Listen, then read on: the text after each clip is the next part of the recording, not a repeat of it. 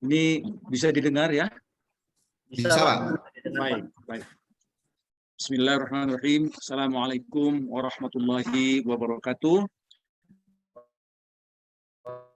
Selamat kita semua dan alam sehat kita semua.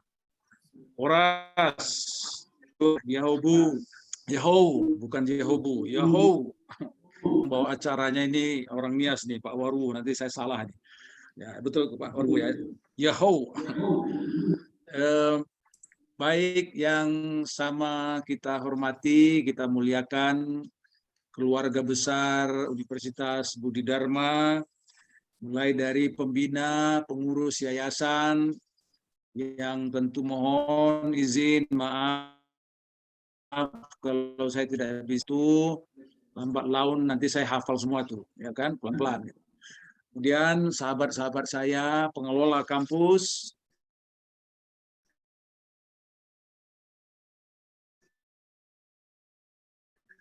yang saya menyampaikan, barangkali ini sudah pernah ketemu, tapi ini jadi lebih dekat ketemunya karena wajah Bapak aja yang langsung saya lihat nih. Ya, ini asli kelihatan ini ya.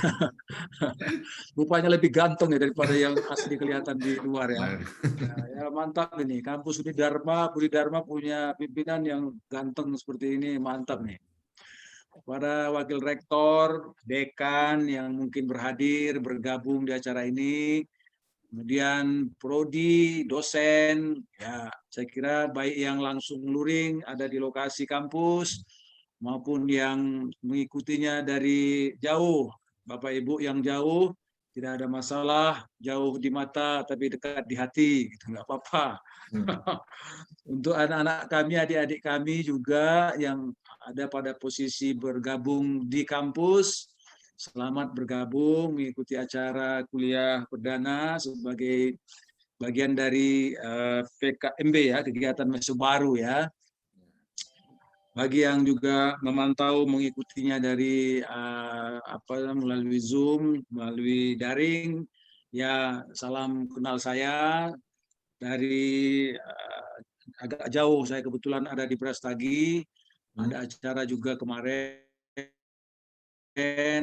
Maka saya sampaikan, saya akan bergabung. Saya bilang saya akan hadir, ya walaupun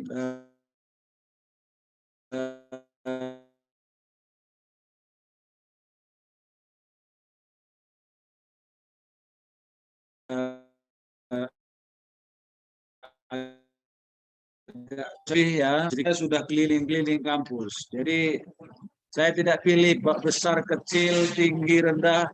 Apalagi ini kampusnya tinggi kan, sampai 7 lantai kan. Pasti saya datang.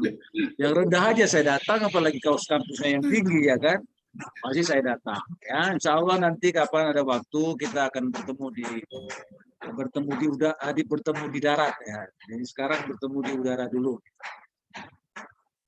Hadirin yang berbahagia, khusus anak-anak kami, saya sangat senang sekali bisa bergabung di acara ini, bisa bertemu kalian semua, walaupun sekali lagi kita dari jauh ya.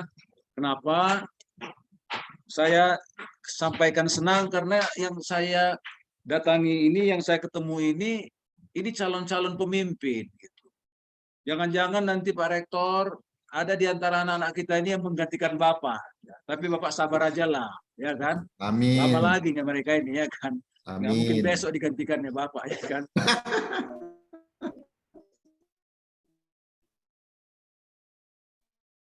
Ini ada yang jadi kepala dikti kan, menggantikan saya, gitu kan?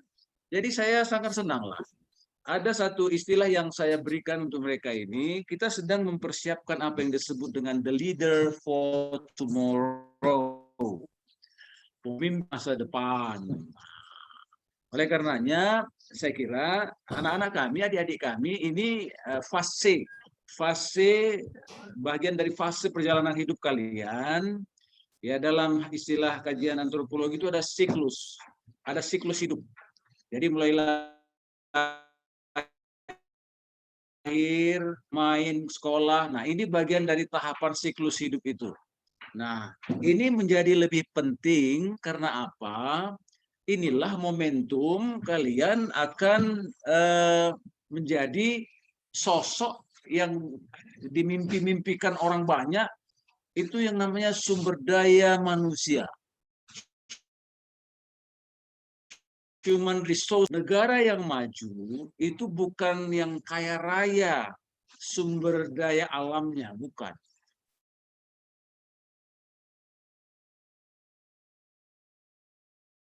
Lihat, negaranya kecil, ya kan? Hutannya pun nggak ada, hutannya buatan, sungainya buatan, ya, daratannya pun buatan, ya.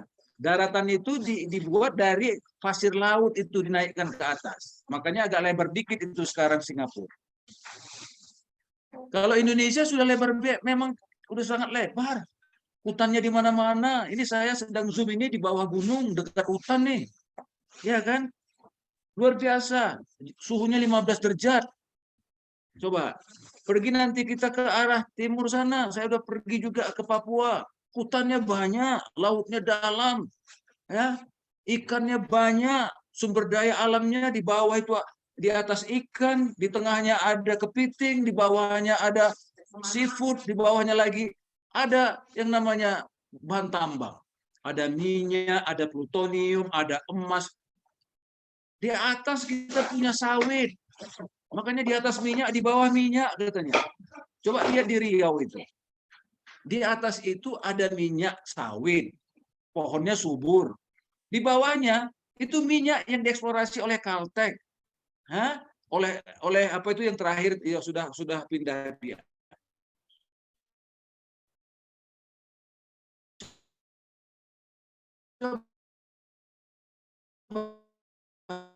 Dicoba, ya.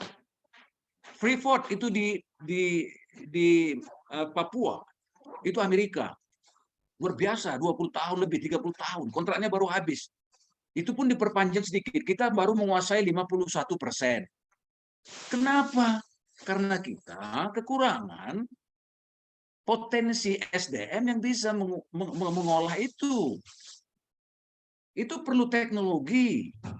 Teknologi itu bukan bicara orang-orang biasa, orang-orang yang punya ilmu.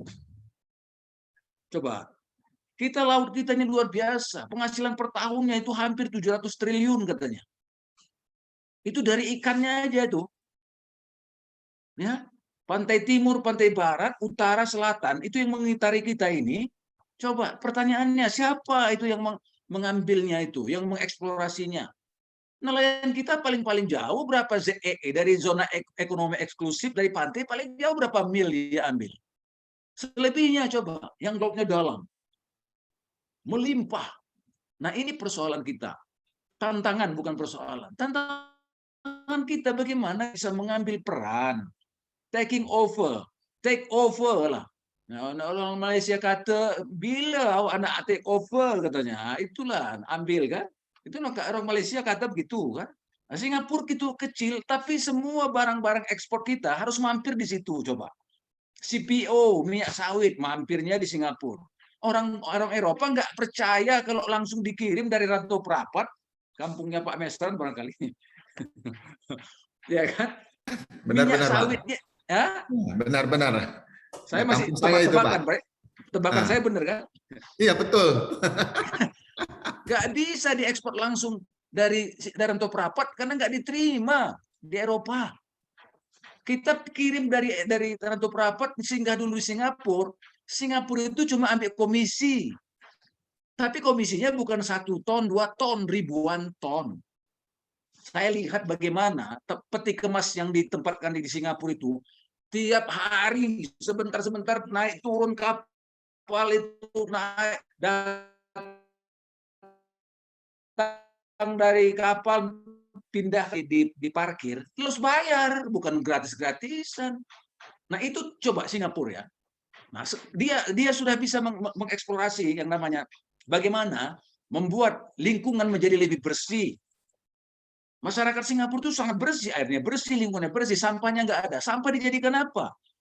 Limbahnya diambil itu, ditarik limbahnya itu, jadikan pupuk, bagian-bagian yang lain dijadikan produksi-produksi. Itu siapa yang buat?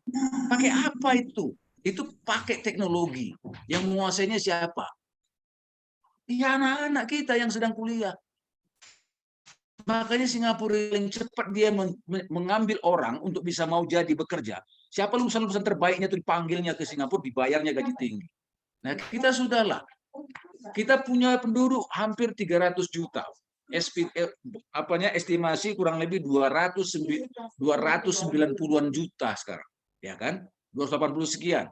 Diperkirakan pada tahun 2045 ya, itu ada 297 juta. 2030 ya. Kalau 297 juta itu kita diperkirakan menurut analisis data demografik kita akan punya bonus demografik dividend. Nah, istilahnya itu bahasanya pun bahasa Korea ya kan, bahasa Karo ya kan. Demographic dividend, bonus demografi. Artinya apa? Kita dapat sumber daya manusia yang melimpah. Kelebihan itu diperkirakan antara usia produktif ya, usia produktif bonus itu antara usia 15 sampai umur 64 atau 60 tahun, itu ada kira-kira 64% dari jumlah populasi penduduk Indonesia. Coba adik-adik anak-anak kami sekarang hitung, 64% dari 297 juta, itu ada berapa? Oh, nggak terhitung kata Pak Rektor. Ternyata bisa dihitung Pak Rektor. Itu sekitar 190 juta jiwa penduduk produktif. Coba itu sekarang. Ini yang membuat kita ketar-ketir. Kenapa? Kalau kita nggak persiapkan mereka ini terdidik, mereka produktif secara energi, secara tenaga. Tapi kapasitas intelektualnya itu tidak terbina, ini yang jadi bahaya. Ini bukan menjadi yang namanya demographic dividend. Bukan jadi bonus, tapi menjadi demographic disaster. Ancaman. Ini harus makan. Ini harus juga bergerak, harus bekerja, tapi dia punya kemampuan yang rendah. Nah, inilah anak-anak kami, adik-adik kami, pada rentang usia itu, tahun itu nanti 2030-2045, itu bukan kami lagi. Bukan kami, bukan Pak Rektor, bukan WR. Walaupun usia kami masih sekitar itu juga, 66 sekian ya. Kalau perkara muda ya saya terus merasa muda terus nih. Tapi usia nggak bisa ditawar. Coba, siapa itu? Ya ini. Yang sekarang ini yang kita hadapi, yang ada berapa ratus ini sekarang mahasiswa baru di tempat kita ini. Ada 400-an atau 300-an. 350, Pak. 350. Kalau ini nggak kita persiapkan, kalau anak-anak adik-adik kami tidak bersiap, sekarang itu yang saya katakan tadi menjadi disaster, bencana, kejadian nanti. Makanya saya senang, bangga sekaligus karena anak-anak kami, adik-adik kami, dia merasa atau terpanggil atau mungkin juga dia melihat ada peluang ke depan. Ini sudah cocok. Kalian sudah mengambil kesempatan emas itu sekarang untuk dipersiapkan melalui belajar di kampus. Kalian tidak salah memilih, ya kan? Kalian pilih kampus yang hebat. Gitu kan, Pak Rektor kan? Kita semua kan? Pilih kampus yang hebat. Ada pantunnya nih Pak Rektor. Kalau pergi ke rantau perapat, pergi ke pasar membeli alpukat. Ya kan? Ini anak-anak kami ini memang akan menjadi orang hebat. Karena dia pilih kampus yang hebat, Budi Dharma. Itu dia. Nggak ada yang mau tepuk tangan, nggak dengar juga dari sini. Itu dia. Itulah reasonnya, alasannya kenapa perlu pendidikan. Kenapa adik-adik ini harus bersiap sekarang. Itu ya. Itu saya penting nyampaikan itu yang pertama. Negara mau maju selain sumber daya alamnya, tapi ada dua selain beberapa faktor yang saya ingin sebutkan yang penting. Satu, pendidikan. Dua, kesehatan. Nah, kita pinter tapi batuk-batukan terus nggak bisa juga. Kita sehat tapi bodoh nggak bisa juga. Jadi dua-duanya ini harus. Jadi jaga kesehatan, makanya saya pertama tadi bilang salam sehat, saya bilang kan. Itu penting. Jadi orang yang penting untuk membangun bangsa ini, satu pendidikan, yang kedua kesehatan. Sekarang couplingnya Universitas Budi Dharma itu yang di nomor satu. Melayani pendidikan untuk anak-anak kita, mempersiapkan mereka menjadi the leader for tomorrow. Jadi anak-anakku, adik-adikku, semua siapkan diri kalian. Kalian sudah masuk ke sebuah tempat di mana kalian akan dibentuk menjadi calon-calon, ya, calon-calon penerus pembangunan bangsa kita yang saya ceritakan tadi, potensinya itu sangat-sangat luar biasa.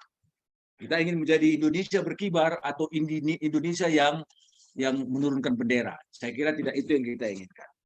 Nah, kalian sekarang dianggap sebagai modal dasar yang sedang ditempah, ya, dihaluskan, dibentuk, ya, untuk menjadi calon sumber daya yang siap untuk menyongsong pembangunan Indonesia. Adik-adik dan anak-anak kami, saya sampaikan data dari ILO, ya, International Labour Organization. Ya, ada yang bertanya, Pak, apa iyo Pak? Nek kami selesai sekolah ini dapat kerja apa ora, kan gitu ya kan? Apa iya nih kami habis sekolah ada kerja enggak? Nah, data dari ILO, ya, International Labour Organization, di tahun 2030 itu kira-kira 7-8 tahun lagi, ya kan? Itu tidak kurang ada 110 sampai 115 juta diperlukan tenaga kerja di seluruh dunia. Bahkan itu akan naik lagi menjadi 150 jutaan. Karena kebutuhan pertumbuhan ekonomi, pembangunan wilayah, daerah, pembangunan regional, pembangunan negara, dan seterusnya. Artinya apa? Justru peluang kerjanya bukan kecil, besar. Meski yang saya sebut ini dunia. Ya nggak apa-apa, 113 juta butuh tenaga kerja. Ini yang menjadi semangat kalian untuk belajar itu, mengambil bagian untuk bisa bekerja di belahan dunia.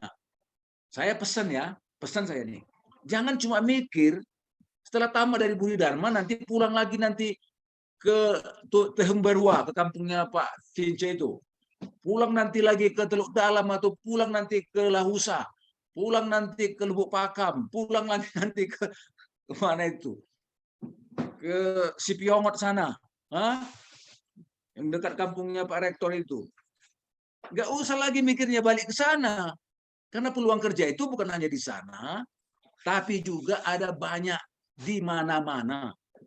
Termasuk yang saya sebut tadi, sekarang eranya adalah era terbuka, apa yang disebut dengan globalisasi. Globalisasi adalah kesepakatan internasional untuk melaksanakan perubahan sosial melalui gerak yang namanya manusia, gerak teknologi, gerak pengetahuan, ilmu pengetahuan dan teknologi, dan juga gerak manusia. Artinya apa? Sumber daya tenaga kerja yang ada di Indonesia itu welcome kalau mau kerja di Jepang, di Korea, di Eropa, di Jazirah Arab, di Amerika, silahkan. Karena itu sudah kesepakatan internasional dengan apa yang kita sebut globalisasi. Ada negara-negara kawasan Asia Tenggara, kawasan ASEAN, ada kawasan ekonomi bagian Amerika, ada kawasan Eropa, kawasan Afrika. Itu pertumbuhan-pertumbuhan ekonomi di mana dibutuhkan tenaga kerja. Angka yang saya sebutkan tadi itu berkaitan dengan wilayah-wilayah yang terbuka peluang kerjanya untuk alumni lulusan kita. Jadi anak-anakku, adik-adikku, persiapkan diri kalian untuk menjadi pesaing-pesaing bidang pekerjaan internasional. Anda harus sanggup berdaya saing, tapi juga berdaya sanding. Jangan minder kalau nanti ketemu dengan orang Jepang, kompetisi lapangan kerja di Jepang, di Korea, jangan minder. Karena kalian sudah punya kapasitas. Anda sudah punya kemampuan, punya skill. Satu kata yang saya ingin sampaikan pada kesempatan ini adalah persiapkan skill kalian. Skill. Bukan sikil. Sikil itu lutut. Skill. Kalau saya katakan skill apa? Apa yang disebut dengan conceptual skill. Kekuatan dalam hal konsep, wawasan dalam pengetahuan, itu conceptual skill. Kalau ada jurusan manajemen, dia harus menguasai filsafat tentang manajemen, teori-teori tentang manajemen, konsep-konsep tentang manajemen, bidang-bidang aplikasi tentang manajemen. Itu yang namanya conceptual skill. Yang kedua, kalian juga harus bersiap untuk memperoleh yang namanya technical skill. Konsepnya ngerti, tapi ngetiknya salah terus. Nah, itu technical skill-nya belum. Wawasannya luas, tapi menuliskannya bersalahan terus. Itu belum. Jadi, konseptual, kemudian technical skill. Dua, Indonesia, atau maksud saya hari ini dunia, telah terjadi apa yang disebut dengan revolusi industri 4.0. Sedikit banyak, bahkan sebagian besar ini sudah mewarnai tatanan sosial kehidupan kita di dunia, di Indonesia, dan di mana-mana. Ke depan pun banyak lapangan pekerjaan itu akan dipengaruhi oleh apa yang kita katakan dengan digital information technology. Justru itu yang hadir hari ini. Anak-anak kami, adik-adik kami pasti sudah tahu yang namanya revolusi industri. Dengan apa yang kita hari ini sudah ada di dalamnya. Dunia digital. Dunia information technology. Kita sudah berhadapan dengan apa yang disebut dengan big data. Data kita sekarang itu ada di mana-mana. Hati-hati juga saya ingatkan. Ada data kita di bank. Data kita di bank itu sudah terkoneksi ke rumah sakit. Kita sudah punya e-KTP. Elektronik KTP misalnya. Itu data kita sudah ada di sana. Di mana? Saya pun nggak tahu di mana disimpan. Tapi apa yang disebut dengan iCloud. Itu istilah untuk menempatkan data di suatu tempat yang besar. Di mana itu? Di Maya sana. Bukan lagi disimpan di lemari. Bukan lagi disimpan di dalam laci. Anda mau baca apa sekarang? Ada. Bayangkan kalau Anda mau baca, pergi ke sebuah tempat, ke perpustakaan, lalu cari-cari di laci-laci, di lemari, baru dapat. Sekarang enggak. Di genggaman kalian bisa baca apa saja. Membaca teori manajemen, buka Google, ketik teori manajemen, keluar. Dari mana datanya itu? Nggak tahu kita dari mana. Itu yang disebut dengan big data. Ada yang namanya iCloud. Sistem itu sekarang, kita terhubungkan dengan sistem yang namanya internet. Internet of Things. Anda mau kirim pesan, kirim melalui WA. Anda mau kirim bahan kuliah, kirim melalui Zoom. Kita mau belajar, kita menggunakan Google Meet dan sebagainya. Di mana kita bertemu? Nggak lagi di dalam ruang fisikal, tapi di ruang yang berhubungan dengan internet. Internet of Things. Apalagi semua sekarang sudah mulai masuk ke ranah apa yang disebut dengan piranti atau perangkat cerdas. Artificial intelligence. Ada robot, ada aplikasi, ada sistem. Anda mau kirim uang, nggak kayak saya dulu harus pergi ke kantor pos, antri, pakai wesel pos, nyampe aja berhari-hari. Sekarang Anda menggunakan sistem banking, email banking, BNI banking, Mandiri banking, itu hanya hitungan menit, uangnya sudah berpindah dari kantong Pak Rektor ke kantong saya, misalnya kan? Nggak lama-lama Pak Rektor kan? Betul. Nah, ayah dan ibu ngirim uang ke anaknya, ayahnya di Rantau Prapat, ibunya di Rantau Prapat, anaknya ada di, misalnya di California sana belajar, hitungannya nggak lama-lama, paling 5 menit paling lama. Itu yang disebut dengan artificial intelligence. Kita gunakan itu sekarang. Apa yang ingin saya sampaikan dengan kesempatan ini adalah pekerjaan-pekerjaan ke depan itu akan banyak digunakan, akan banyak disupport, atau akan banyak tergantung dengan perangkat atau piranti yang berbasis digital, yang berbasis information technology. Oleh karenanya, mau tidak mau Pak Rektor, kita semua keluarga besar Universitas Dharma, jangan asingkan anak-anak kita ini dengan dunia digital. Jangan pisahkan mereka pembentukan conceptual skill, technical skill, dengan communication skill. Ini yang saya mau sampaikan. Communication skill itu bukan hanya cakap-cakap, tapi keterampilan menggunakan, memanfaatkan teknologi digital dalam belajar dan tentu dalam rangka pekerjaan. Keterampilan tidak saja menggunakan, memanfaatkan, tapi menciptakan, mengkreasi. Jangan anggap bahwa sekarang banyak aspek kehidupan kita itu sudah tidak terjamah lagi dengan digital, justru terjamah dengan digital. Rumah sakit sudah menggunakan sistem sensor, sudah menggunakan sistem foto. Kalau ada yang namanya scan, CT scan, itu tidak lagi seperti saya dulu, seperti foto toraks. Lama nunggunya, bawa filmnya kemana-mana, hasilnya pun kabur. Ketika dilihat dokter, harusnya sakitnya 5, dibilangnya 1, harusnya 1, dibilangnya 5. Kenapa? Karena dia berbasis pada fisik. Prosesnya lama. Tapi 2-3 bulan yang lalu ketika saya CT scan, terkejut saya, prosesnya hanya 5 menit. Setelah dipoto, di scan, saya langsung disuruh naik ketemu dengan dokter. Loh, kecepat kali, saya bilang. Iya Pak, langsung aja Pak ketemu dokter sekarang. Ketemu dokter, nggak saya kayak dulu lagi, pakai film yang kabur itu, dia tempelkan ke dinding pakai lampu, lalu dia geser kacamata untuk melihatnya karena kabur. Tidak, dia panggil saya, ini Pak, ini screen komputernya. Ini Pak, kita lihat hasil fotonya ya. Oh iya, Bapak sudah jelas? Kurang Pak, kurang jelas, kurang.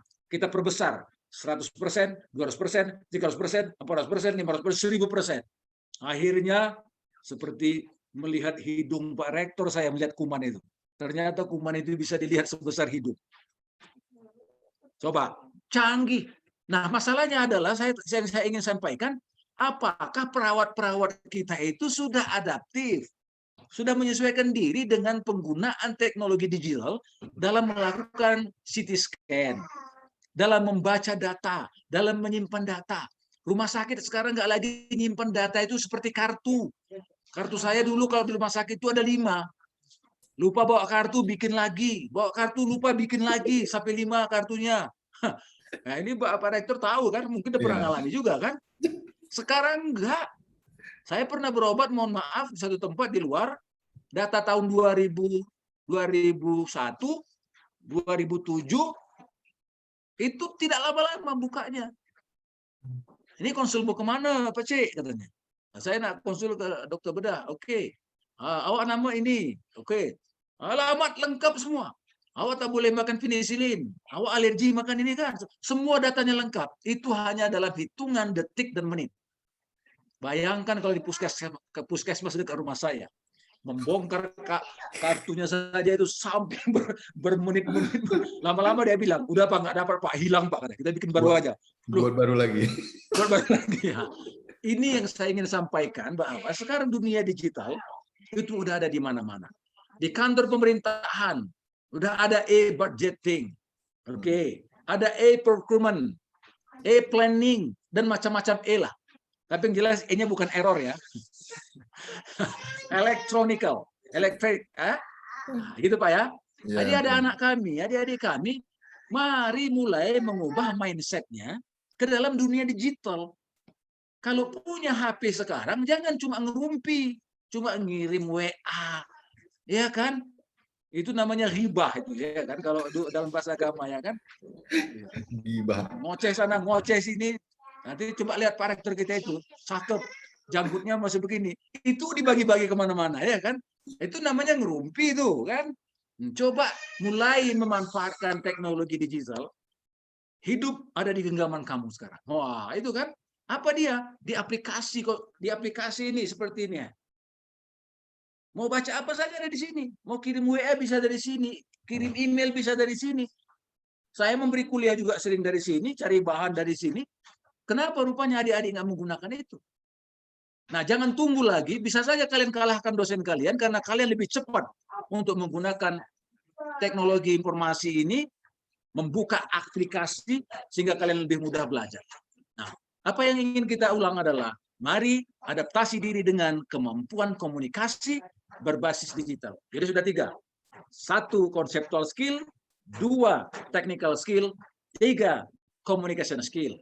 Yang berikutnya, hari ini kita hidup dalam dunia serba keterhubungan. Hari ini kita hidup dalam serba hidup ketergantungan. Bahkan hidup hari ini dalam situasi kebersamaan. Apa yang disebut dengan kolaborasi. Filosofinya sederhana. Kalau Anda belajar sendiri, Anda bingung sendiri, catat sendiri, ngantuk sendiri, tertidur sendiri. Lama-lama hilang semua sendiri. Dapatnya pun sendiri. Tapi kalau belajar berdua, Anda belajar berdua, dapat 2. Belajar bertiga, Anda dapat 3. Belajar berempat, dapat 4. Inilah hebatnya kolaborasi. Apa yang ingin saya sampaikan? Orang-orang sukses ke depan adalah orang-orang yang mampu membangun jaringan. Teknologi sudah menghubungkan kita, tapi bagaimana kita bisa memanfaatkan teknologi itu untuk membangun jaringan, membangun kolaborasi. Ke depan 3 tadi penting, tapi ternyata yang keempat ini juga penting. Jadi sudah tambah 4. Pertama, conceptual skill, technical skill, communication skill, collaboration skill. Kalau ini bisa anak-anak kami lakukan dengan baik, persiapkan dalam belajar ini, situasi yang kita kondisikan supaya anak-anak kita ini bisa menyelesaikan fase pembelajarannya selama 4 tahun. Insya Allah itulah yang kita sebut dengan global knowledge skill. Jadi kita sudah menyiapkan anak-anak kita, adik-adik kita tadi sudah mempersiapkan diri untuk memiliki keterampilan kemampuan global.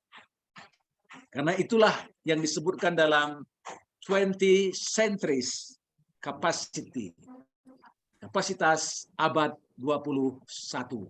Jadi mata kuliah, oke, pasti dia diberikan dalam bentuk muatan SKS. Kalau S1 dia ada 150 SKS, kalau D3 mungkin dia ada 120 SKS dan seterusnya. Tapi tolong itu harus mengerucut kepada 4 hal yang kita sebut tadi. Penguatan pada aspek konseptual, penguatan pada aspek skill, penguatan pada aspek komunikasi, terutama berbasis digital dan juga bahasa. Saya perlu berbagi atau sampaikan, sarankan, kampus ini membudayakan penguasaan bahasa minimal 2. 1 bahasa ibu kita, bahasa Indonesia, lalu yang kedua bahasa Inggris. Kalau menjadi bagian dari dunia, tentulah kita harus bisa berkomunikasi dengan bahasa dunia.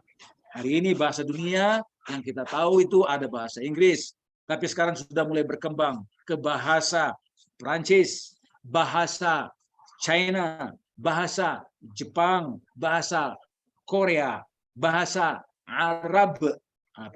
Pakai apa itu? Kol-kolah ya. Arab, gitu ya kan? Itu juga harus dipersiapkan. Saya informasikan kemarin atau beberapa tahun sudah berjalan, itu ada kampus yang berhasil mengirimkan lulusannya bekerja di Jepang, terutama bidang kesehatan. Para perawat, bidan, dan sebagainya. Saya kira tidak hanya itu yang dibutuhkan dunia. Ya kan? Engineer, dokter, ya kan, bidang ekonomi, karena semua perusahaan pasti memerlukan hal-hal yang seperti itu. Hanya saja persoalannya bagi kita, apakah kita siap untuk menjadi bagian itu dengan skill yang kita sebutkan tadi. Kan itu persoalannya. Kalau itu bisa, maka tidak usah khawatir bahwa habis kuliah kita akan kesulitan mendapat kerja. Kenapa? Kita sudah punya bekal yang memadai untuk menyongsong tantangan pekerjaan dunia di masa yang akan datang. Adik-adik, anak-anak kami yang saya banggakan, itu pesan-pesan saya dalam diskusi kita atau dalam apakah namanya kuliah perdana kita pada hari ini. Mudah-mudahan saja anak-anak kami, adik-adik kami memang betul bisa menyiapkan diri, ya, fokus. Waktu itu tidak terlalu lama lah, belajar 4 tahun itu sebetulnya sangat pendek. Ya, saya kira pengalaman menunjukkan seperti itu.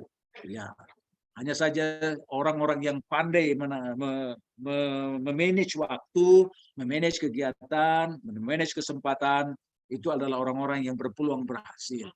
Ya, hari ini tentu berbeda kalian dengan situasi di waktu SMA. Hari ini itu ditandai dengan kemandirian. Ya, anak-anak atau mahasiswa itu diberikan atau dikenali dengan prinsip kemandirian. Kemandirian itulah yang membuat sosok itu akan bisa berhasil atau tidak.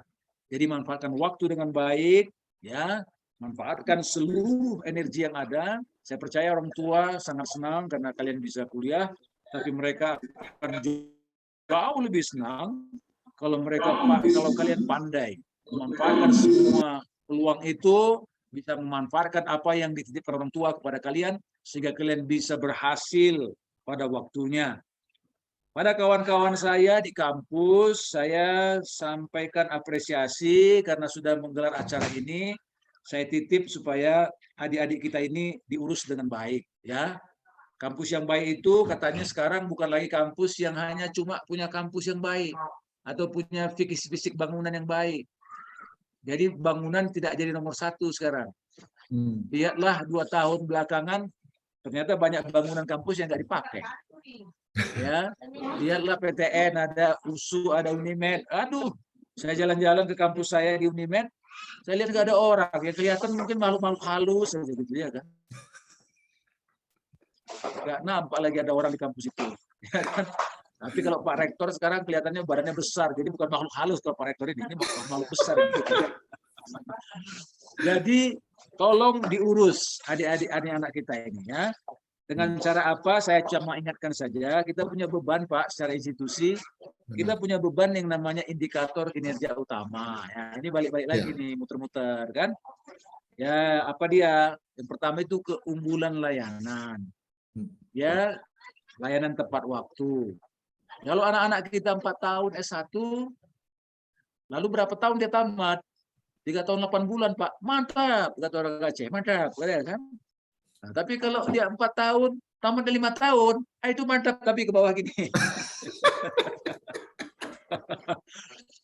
Jadi tepat waktu dan cepat. Nah, ya, tapi jangan berapa tahun dia S1? Setahun, Pak. Gile kita bilangnya kan, itu berarti gile itu. Ya, 3 tahun setengah, 3 tahun 8 bulan itu bisa. Jadi sekarang tantangannya gimana memberi layanan pembelajaran, layanan kurikulum, ya. Nah, ini menyangkut ke tata kelola, gitu ya, penjadwalan, pengaturan kampus. Nah, saya kira nanti Bapak, Pak Rektor dan kawan-kawan bisa melihat indikator-indikator yang namanya keunggulan layanan itu. Yang kedua, titip saya tolong dijaga arsitektur institusi kita, PTS kita. Akreditasi institusi, akreditasi prodi, pamor yang namanya kampus itu bukan siapa rektornya. Tapi rektornya akan keren kalau karena dia concern dengan akreditasi.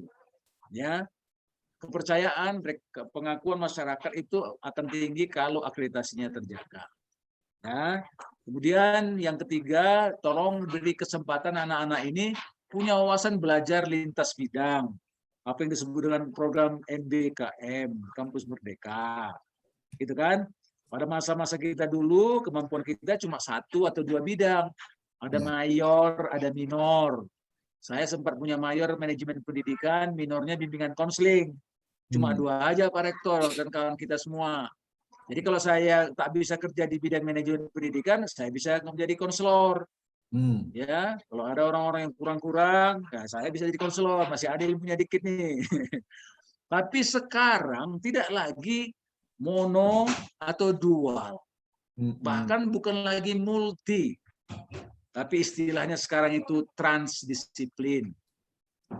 Orang-orang bidang A, silakan dia diberi wawasan belajar bidang C, bidang D, bidang F, bidang G. Itulah esensi yang namanya kampus merdeka.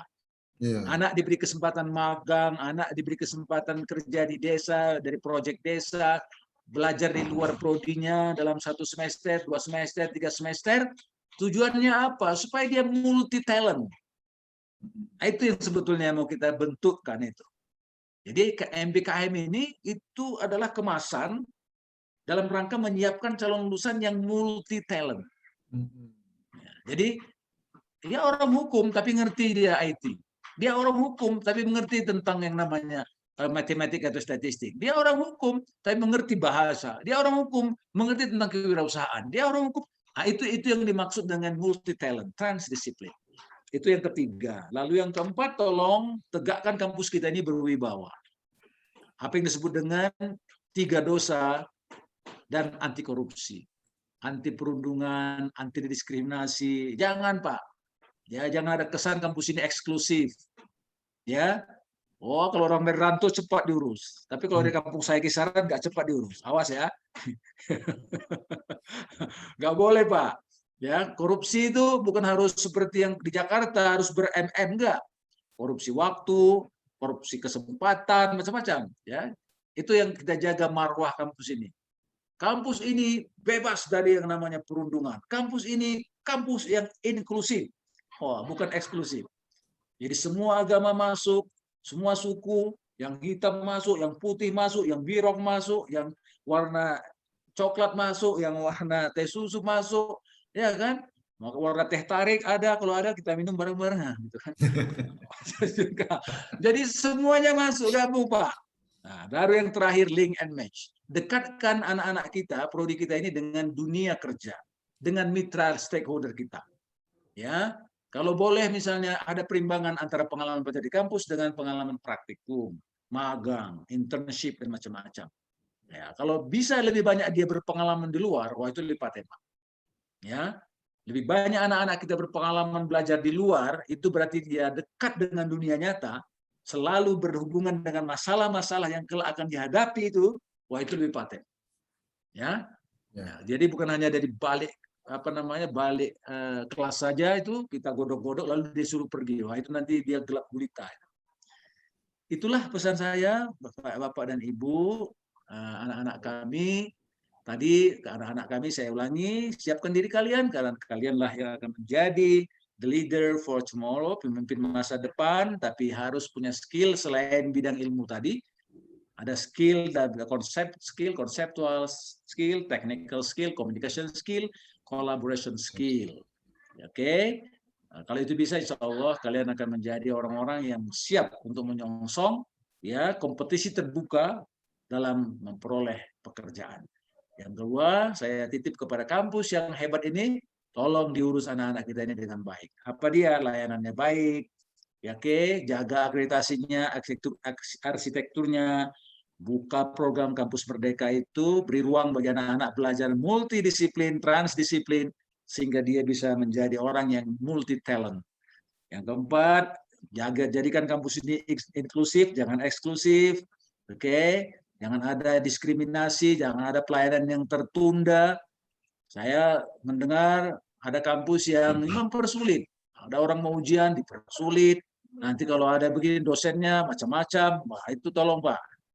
Ya, kalau dengan gitu saya nggak mau jadi pekawan itu, saya akan hajar itu nanti kalau gitu. Ya. Ini kita wanti-wanti bareng-bareng Pak. Pak Rektor kalau ada apa-apa lapor sama saya. Siap. Ya kan? Kita jaga kampus ini baik-baik. Oke? Lalu yang terakhir link and match, pengalaman dia untuk melakukan pengalaman belajar di mitra-mitra kita. Itu saja saya kira yang bisa saya sampaikan. Ini terlalu panjang barangkali. Nah, ini banyak acara yang berikut lagi. Ya, sekali lagi saya senang saya bisa bergabung untuk mempersiapkan calon-calon orang hebat di kampus yang hebat. Inilah yang bisa saya sampaikan dalam kesempatan ini. Terima kasih. Cahaya rembulan berwarna putih. Cukup sekian dan terima kasih. Mohon maaf, mohon izin. Saya akhiri. Assalamualaikum warahmatullahi wabarakatuh. Selamat pagi, salam sejahtera untuk kita semua. Salam sehat, horas. Yoho, menjua-jua. Terima kasih. Saya undur diri dan bisa meninggalkan ruang pertemuan pagi ini. Terima kasih. Assalamualaikum warahmatullahi wabarakatuh. Selamat pagi. Waalaikumsalam warahmatullahi wabarakatuh. Terima kasih banyak, Prof. Terima kasih banyak, Prof, atas ilmunya disampaikan pada kita semua hari ini.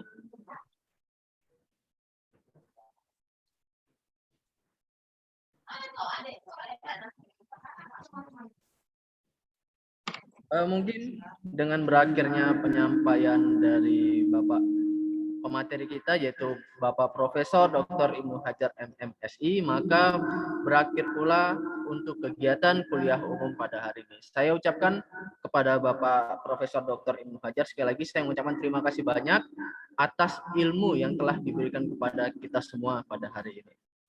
Mungkin dengan untuk menutup acara pada hari ini, maka saya akhiri dengan wabillahi taufik wal hidayah. Wassalamualaikum warahmatullahi wabarakatuh. Selamat pagi. Waalaikumsalam warahmatullahi wabarakatuh.